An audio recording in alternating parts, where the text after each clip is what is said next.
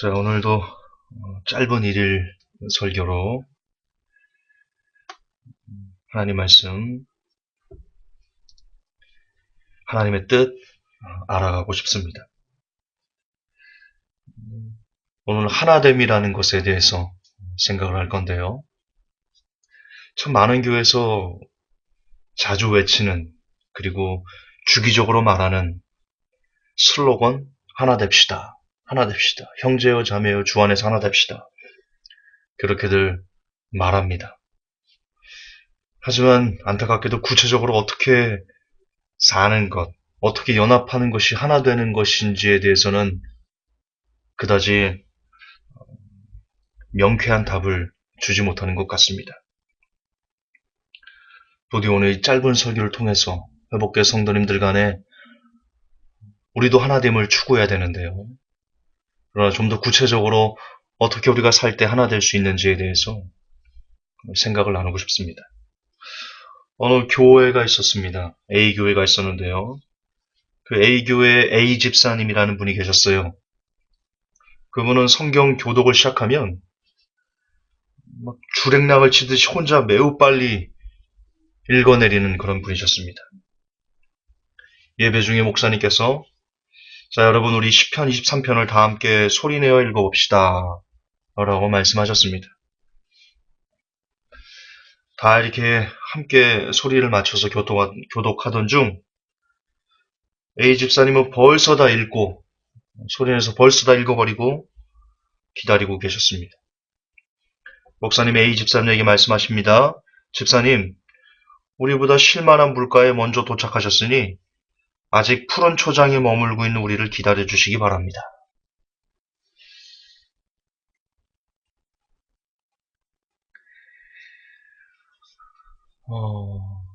단순한 유머라고 취급하기에는 솔직히 저와 여러분들이 찔리게 하는 점들이 좀 있지 않습니까? 우리는 교회에서 연합해서 뭔가를 하자 할 때 다른 사람의 눈치나 다른 사람의 어떤 상황을 고려하지 않고 지금 이분처럼 성경을 재빨리 먼저 읽어버린다든가 혹은 어떤 일을 할 때 그 사람의 상황에 맞춰서 뭔가를 함께 하려는 그런 부분들이 참 적지 않나 싶습니다. 여러분, 저는 하나가 되는 것은 절대 거창한 것이 아니다라고 말씀드리고 싶습니다. 솔직히 인간사에 거창한 것이 뭐가 있던가요? 막말로 사람을, 이런 표현이 적당할지 모르겠지만 사람이 사람을 죽이는 이유도 뭐 그게 크게 거창한 이유든가요? 단순한 시위에서도 얼마든지 사람이 사람을 죽일 수 있고 기쁨도 역시 마찬가지입니다. 여러분이 뭐 수천억짜리 로또에 당첨돼서 기뻐하던가요? 그런 적이 있던가요? 로또가 조작이라는 거 아십니까? 지금 현재 대한민국 국민들은 로또를 사고 어떻게 하면 내가 그 로또를 맞을까? 이런 일종의 도박적인 그렇게 살아야지만 희망이 보이는 그런 시대이기 때문에 암울하지만 우리가 로또 수백억짜리 당첨돼서 기뻐하는 거 아니지 않습니까? 그저 우리 주위에는 어떤 사람의 따뜻한 말 한마디, 격려 하나, 기도할게요, 기도해 줄게요. 이런 작고 소소한 것들이 우리는 기쁨을 느낍니다. 인간사는 그렇습니다. 그 결과가 비록 너무나 엄청난 사건으로 나타난다 할지라도 그 결과를 이끌어내는 원인들은 다 사소한 것이다. 인간사는 절대로 거창한 것이 아니다. 저는 여러분 그런 차원에서 성도와 성도가 하나 되는 길도 절대로 거창한 것이 아니라고 믿습니다. 성경에 나오는 것처럼 내가 성도들과 하나 되기 위해서는 내 몸을 막 불살라서 주고 대신 막 죽어주고 빚도 막 내가 다 창조경제 빚 얼마였어? 20억 있어? 내가 갚아줄게. 이런 어처구니 없는 이런 있을 수 없는 200만 원도 대신 갚아주기 힘든 게 우리들의 삶인데. 그러므로 성도와 성도가 하나 되는 길에 있어가지고 그렇게 되기 위해서 교회가 그렇게 하나 되기 위해서 뭔가 거창한 것을 해야 된다고 생각하는 것 자체가 오류다라고 저는 생각합니다. 성도와 성도가 되는 길은 인간이 인간 사이에서 일어나는 것처럼 그런 사소한 것으로 인해서 우리가 기뻐하기도 하고 기분 나빠하기도 하는 것처럼 역시 성도와 성도가 하나가 되는 그 길도 아주 사소한 것에서부터 시작하는 것이다. 그렇게 여러분들에게 주의시켜 드리고 싶습니다. 즉, 아까 우리가 위에서 봤던 유머처럼 성경을 읽는 것 하나에서부터 서로를 고려하는 겁니다. 지금 성경을 읽는 내 소리가 빠르진 않은지, 혹 크지는 않은지, 나 혼자 빠르지는 않은지, 나 혼자 소리가 튀지는 않은지, 혹 느리지는 않은지,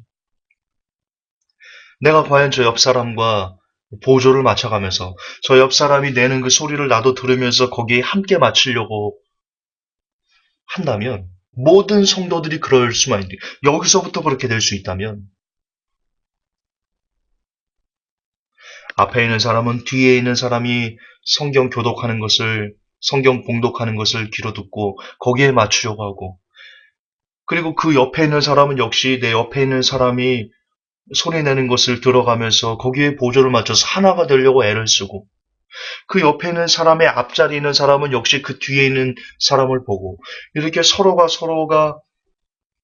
모두 다 자기 목소리에 도취되지 않고 지금 자기가 하는 일에 심취하지 않고 자기만 보지 않고 내 옆에 있는 사람, 앞에 있는 사람, 뒤에 있는 사람 혹은 강대상에서 함께 성경을 봉독하는 목사님의 그 목소리 이런 전부 다른 사람의 소리를 서로가 서로 들으려고 애를 쓰면서 성경 봉독하는 그 순간 거기서부터 성도와 성도의 하나됨, 교회의 하나됨을 시작하는 것이다. 저는 그렇게 여러분들에게 주장하고 싶습니다. 그것이 되지 않는데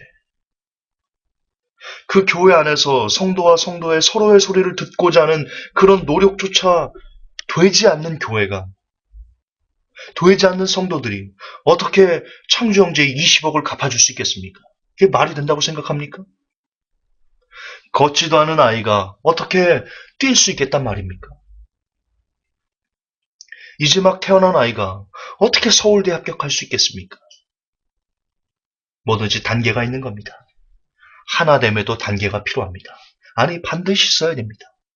그 하나됨의 시작은 그러므로 내 옆에 있는 성도에게 관심을 기울이고 내 옆에 있는 성도에게 주의를 집중하며 내 옆에 있는 성도의 말과 행동을 내가 이해하려고 애를 쓰고 그에 맞추려고 하는 거기서부터 그런 작고 사소한 것에서부터 교회 하나됨은 무르익어 간다.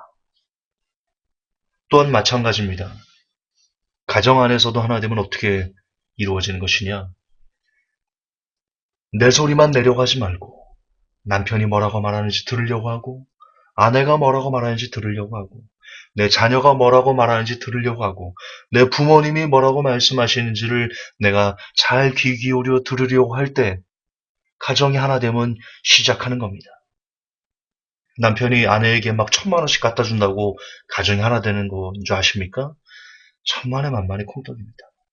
그렇게 그것이 안 되면 그렇게도 안 될 뿐더러 거듭 반복하지만 뭐든지 아주 사소한 것부터 큰 것은 시작되는 것입니다.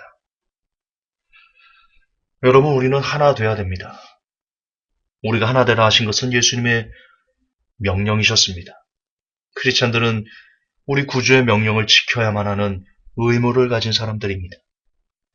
그렇습니다. 우리는 가정에서, 교회에서, 직장에서, 학교에서, 혹은 연인들끼리, 혹은 친구들끼리, 혹은 목사와 성도님들끼리, 우리가 살고 있는, 우리가 인간관계를 맺고 있는 모든 사람들 가운데 우리 안에는 하나됨이 있어야 됩니다. 그것은 하나님의 어명이십니다. 그 하나됨을 위해서 우리는 어디서부터 시작을 해야 될까요? 오늘의 말씀의 결론입니다. 상대방의 소리를 들어주십시오. 여러분의 말을 위주로 하려고 하지 말고 먼저 잠잠히 상대방이 하는 말을 진심으로 귀담아 들을 때 거기서부터 하나됨의 꽃은 필 것이다. 짧은 설교를 통해서 꼭 기억하셨으면 좋겠습니다. 그리하여 모든 가정에, 회복교회 성도님들 모든 가정에, 그리고 모든 교회, 여러분의 직장에, 여러분의 학교에, 여러분의 삶에 하나됨의 은혜가 충만히 임하시기를 예수님의 이름으로 축복합니다. 하나님, 우리는 하나됨을 참으로 거창한 것처럼 생각합니다. 그런 하나됨의 시작은, 하나됨의 참으로 중요한 원리는 내 말이 아닌 상대방의 말을 귀담아 들으려고 하는 것에부터 시작한다는 것을 이 시간 깨닫게 하셔서, 가슴에 새기게 하셔서 부디 회복교회 성도님들의 가정이 온전히 하나가 될 수 있도록, 모든 교회가 온전히 하나 될 수 있도록 저들의 직장과 저들의 인간관계 가운데 하나됨의 평안함이, 그 기쁨이 날마다 자라고 넘치게 하여 주옵소서. 우리 구주 예수님 이름 받들어 기도하옵나이다. 아멘.